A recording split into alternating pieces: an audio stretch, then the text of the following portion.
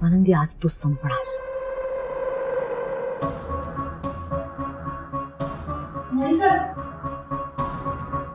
स्वानंदी,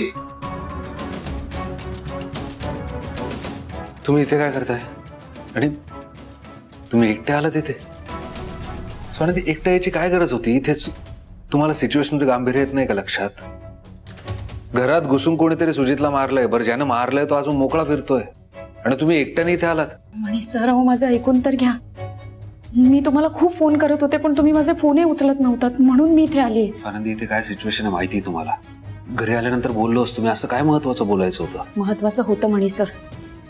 तुम्हाला खूप महत्वाची गोष्ट सांगायची होती. सुजित सरांवर हल्ला करणाऱ्या गुंडांना मी पाहिलंय.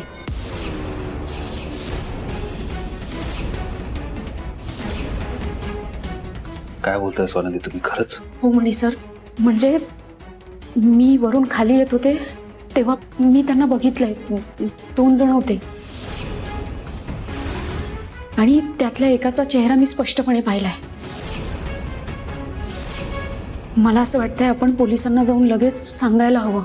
म्हणजे ते गुंड जास्त लांब गेले नसतील, त्यांना पकडायला सोपं होईल. जर ते पकडले गेले तर त्यांनी हे सगळं का केलं हे आपल्याला कळेल. मणी सर, लवकरात लवकर आपण पोलिसांना सांगायला हवं. नाहीतर ते इथे हॉस्पिटलमध्ये येतील आणि सुजित सरांवर परत वार करतील. वॉचमॅन,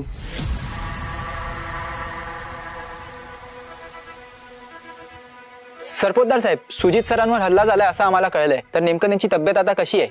तुम्हाला कोणावर संशय आहे? पण सरपोतदार साहेब, आता जर का एका खासदाराच्या घरात शिरून त्याच्याच मुलावर हल्ला होत असेल तर मग सर्वसामान्य माणसांनी काय करायचं? हे बघा, सुजितवर हल्ला कसा झाला हे आम्ही शोधून काढणारच आहोत. पण ह्या भ्याड हल्ल्यामागे नेमकं कोण आहे हे मी तुम्हाला वेगळं सांगायची गरज नाहीये. माझ्या विरोधकांनी माझ्या पाठीमागे हा भ्याड हल्ला केलेला आहे. माझ्या कुटुंबावर हल्ला केलेला आहे.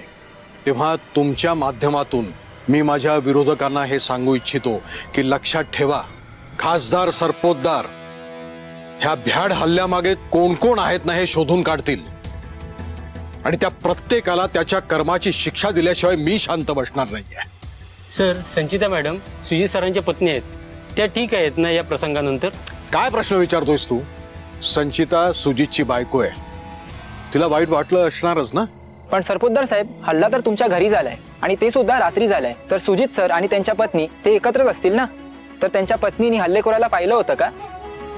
हे बघा, आता महत्वाचं काय आहे तर सुजित बरं होणं. ह्या सगळ्या गोष्टी गौण आहेत. आपण नंतर बोलूया याविषयी. सर, तुम्ही म्हणालात की यामागे तुमच्या विरोधकांचा मोठा हात आहे म्हणून. मग तुम्ही त्यांच्या विरोधात पोलिसात जाणार का? आणि यामागे विरोधक नक्की कोण आहे हे तुम्हाला माहित आहे का? याच्या मागे कोण आहे हे आम्ही शोधून काढू आणि त्याचं नाव आम्ही तुम्हाला सांगू नंतर. पण बघितलं ना, ह्या प्रसंगामुळे आमचे विरोधक कुठल्या टोकाला गेलेत ते. माझ्या मुलावर जर विरोधकांकडून हल्ला झाला असेल तर हा सरपोतदार कुठल्या थराला जाईल हे तुम्हाला कळेलच. आणि मला पोलिसात जाण्याची काही गरज नाहीये. ह्याची शिक्षा जनता त्यांना देईलच. पण सरपोतदार साहेब, सुजित सर यातून वाचतील याची तुम्हाला खात्री आहे का? कोणी केलं तुला पत्रकार? हा, लाज नाही वाटत हे प्रश्न विचारतोस मला? एका बापाला विचारतोयस की त्याचा मुलगा वाचणार आहे की नाही ते? ठीक आहे, सुजित बरा होऊ दे, नंतर मी बघतो तू कसा वाचतोस ते. चल. सर, सॉरी सर, तुम्ही रागवलात आमच्यावर.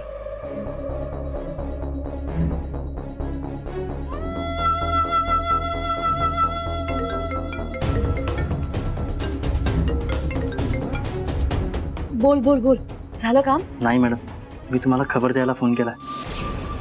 तिनं गुंडांना बघितले असं सांगते ती आणि ते परत हल्ला होईल असं पण सांगते. तुला कशाला पाठवलंय मी तिथे? तिच्या गप्पा ऐकायला पाठवलंय? तिथल्या गप्पा ऐकण्यापेक्षा त्या स्वानंदीला लवकरात लवकर संपव. ठीक आहे मॅडम, मी तिला लगेच संपवतो. मणी सर, आपल्याला लवकरात लवकर सरपोतदार साहेबांना सांगायला पाहिजे. चला. नाही, थांबा. तुम्ही जे म्हणताय ते कळतंय मला, पण बाहेर आता साहेब पत्रकारांशी बोलतायत. त्यांच्या समोर जाऊन हे आपण सांगणं बरं दिसणार नाही. वेगळंच काहीतरी घडेल. त्यापेक्षा मी जातो आणि साहेबांना इकडे घेऊन येतो. ठीक आहे, चालेल. मी आलोच.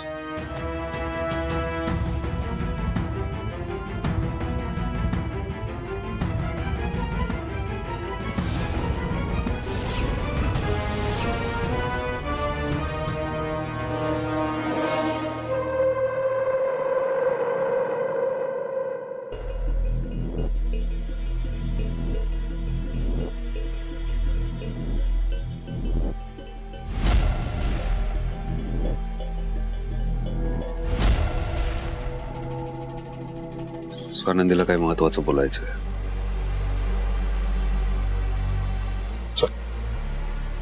तर जसं तुम्ही पाहू शकता आपल्याला सुजित सरांवर काहीच अपडेट मिळालेलं नाहीये.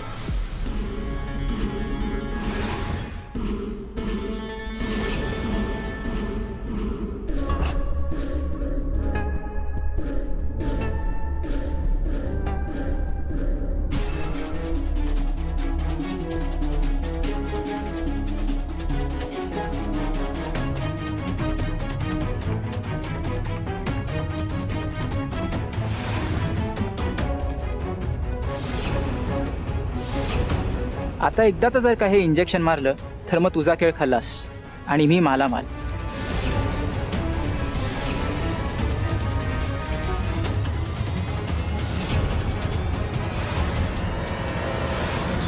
म्हणे मी पत्रकारांशी बोलत होतो. असं काय महत्वाचं बोलायचंय स्वानंदीला की तू बोलवायला आलायस?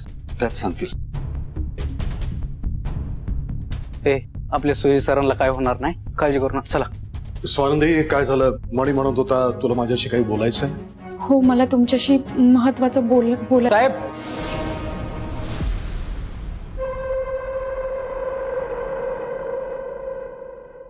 साहेब, कोण होते लोक? सुजित सरांना खूप लागले का? काय म्हणाले डॉक्टर? सुजित ठीक आहे, त्याच्यावर उपचार चालू आहेत. आणि ती कोण लोक आहेत ते आपल्याला शोधायचंय. तुम्हाला काय झालं नाही ना साहेब? तुम्हाला जर काय झालं असतं तर आम्ही सगळ्यांनी इथंच आत्मदहन केलं असतं. साहेब, तुम्हाला जर काय झालं तर आम्हा गोर गरिबांना बघणारं कोण आहे? तुम्हीच दिशा दाखवणारे आहात. अरे काय बोलतोयस तू? मला काही झालेलं नाहीये. मी तुझ्या समोर उभा आहे इथे, बघतोयस ना मला तू. हा, मला काही झालं नाही, मी ठीक आहे. मला तर वाटतंय साहेब हे विरोधी पक्षांच्या लोकांचं काम आहे. सोडायचं नाही एकाएकाला, घरात घुसून मारायचं. नाहीच सोडायचंय. कोण आहे ते शोधून काढायचंय आपण. आपल्या माणसांना कामाला लावा. तुम्ही ये जा आणि येता. ठीक आहे साहेब, चला रे.